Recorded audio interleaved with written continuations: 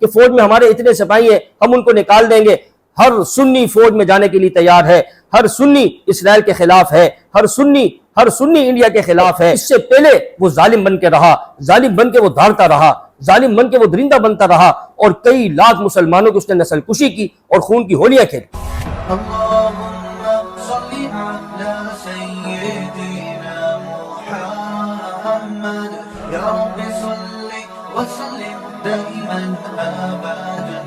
علی حبیبی۔ اور آج کل ایران کی جنگ مسلط ہے، اسرائیل ایران پر حملہ کرتا ہے، اور پوری مسلم امہ میں ایک کھلبلی مچی ہوئی ہے، پوری مسلم امہ میں ایک تشویش کی لہر ہے، اور وہاں سے ایران خلیجی ممالک پر حملے کرتا ہے اور وہاں نہتے مسلمانوں کو مارتا ہے۔ اب دیکھیں کہ ایسی صورتحال میں کہ جہاں اسرائیل جیسا درندہ، امریکہ جیسا درندہ کہ جس نے تمام لوگوں کی وحدانیت کو پارا پارا کر دیا، جس نے تمام لوگوں کو، شروع سے ان کی عادت رہی ہے، نفاق ان کا لباس ہے، منافقت ان کا چہرہ ہے، کہ یہ ہمارے دوست ہو ہی نہیں سکتے، کسی بھی طرح یہ ہمارے دوست نہیں ہو سکتے، چاہے یہ زبان پہ آ کر ہمارے سامنے آ کر جھوٹے جھوٹے وعدے کرتے رہیں کہ ہم تمہارے ساتھ ہیں، ہم تمہارے اتحادی ہیں، لیکن رب کا قرآن کہتا ہے کہ یہ تمہارے دوست نہیں ہو سکتے۔ یا ایھا الذین آمنوا لا تتخذوا اليہود والنصارى اولیاء، یہ ہمارے دوست نہیں ہو سکتے، چاہے کسی بھی طرح کے ہمیں وعدے کر کے دکھلاتے رہیں۔ وہ وہاں سے اسرائیل کو کہتا ہے، اسرائیل ایران پہ حملہ کرتا ہے، اور نتیجتاً ظاہر ہے خلیجی ممالک کا ایک اتحاد تھا، وہاں ان کے ایئرپورٹ تھے اور بہت سی چیزیں تھیں، وہاں پھر وہ ایران جواباً وہ خلیجی ممالک مسلمانوں کے ملک پر حملہ کرتا ہے۔ ایک تشویش کی لہر ہے۔ یہ دور ہے کہ اللہ تبارک و تعالیٰ سے تعلق کو قائم کیا جائے، اللہ تبارک و تعالیٰ کے ساتھ اپنے جو جذبات ہیں اس کا اظہار کیا جائے، نمازوں کا اہتمام کیا جائے، نبی علیہ الصلوۃ والسلام کی سنتوں پر عمل کیا جائے۔ نبی علیہ الصلوۃ والسلام نے ایسے مواقع پر کیا تعلیمات دی، ان تعلیمات کو پڑھا جائے، سمجھا جائے اور اس کو اپنایا جائے۔ اور یہ گزارش بھی میں کرنا چاہتا ہوں، اگر آج ایران مظلوم ہے، لیکن اس سے پہلے کئی ایسے ممالک تھے، شام تھا، اس کے علاوہ عراق میں بڑا ظلم ہوا، ایران کے حکمرانوں نے کیا۔ ایران یا کہیں بھی جو نہتی عوام ہے ان کے ساتھ، ہماری ہمدردیاں ان کے ساتھ ہیں، لیکن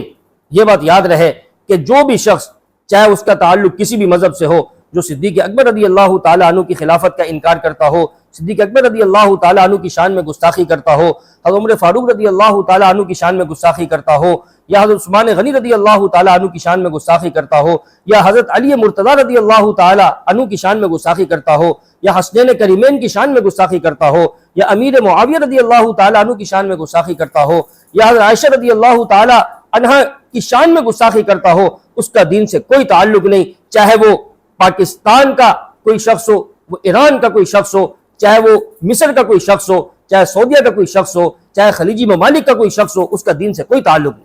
ہاں، ظلم اپنی جگہ پر، اگر آج وہ مظلوم ہے، اس سے پہلے وہ ظالم بن کے رہا، ظالم بن کے وہ دھاڑتا رہا، ظالم بن کے وہ درندہ بنتا رہا، اور کئی لاکھ مسلمانوں کی اس نے نسل کشی کی اور خون کی ہولیاں کھیلی۔ آج وہ مظلوم، ہم نہتی عوام کے ساتھ ہیں، وہاں کی نہتی عوام پر جو ظلم کیا جا رہا ہے ہم ان کے ساتھ ہیں، ہماری ہمدردیاں ان کے ساتھ، اور پوری دنیا میں جہاں کہ اس طرح ہوگا ہماری ہمدردیاں ان کے ساتھ ہوں۔ آج مسلمانوں کو وحدت کی ضرورت ہے کہ ایک ہو جائیں اور کفر کے خلاف ایک ہو کر برسر میدان آ جائیں، اور ڈرنے کی کوئی ضرورت نہیں، ڈرنے کی کوئی ضرورت نہیں۔ فتح مسلمانوں کی ہے، آخرکار اسلام مسلمانوں کا ہے۔ والذی ارسل رسولہ بالہدی ودین الحق لیظہرہ علی الدین کلہ، اللہ تبارک و تعالی نے اس دین کو غلبہ نصیب فرمانا ہے،